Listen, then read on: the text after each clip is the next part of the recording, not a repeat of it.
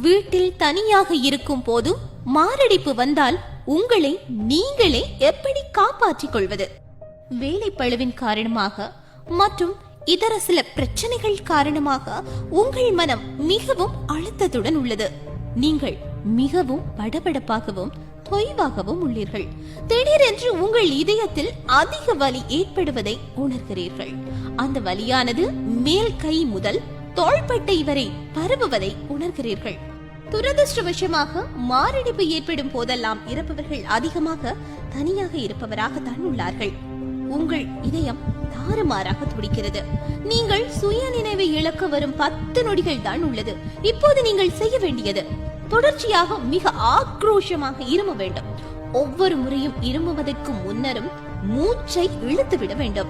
இருமல் மிக ஆழமானதாக இருக்க வேண்டும். இருதயம் இயல்பு நிலை திரும்பும் வரையில் அல்லது வேறொருவர் உதவிக்கு வரும் வரையிலோ ஒவ்வொரு 2 நொடிக்கும் மூச்சை இழுத்துவிட்டு இருமிக் கொண்டே இருக்க வேண்டும். மூச்சை இழுத்து விடுவதனால் நுரையீரலுக்கு ஆக்சிஜன் சீராக செல்ல வழிவகுக்கிறது. இருமுவதால் இதயம் நிற்பதில் இருந்து தொடர்ச்சியாக துடித்துக் கொண்டே இருக்க அது உதவுகிறது. இதனால் இரத்த ஓட்டம் சீரடையும்.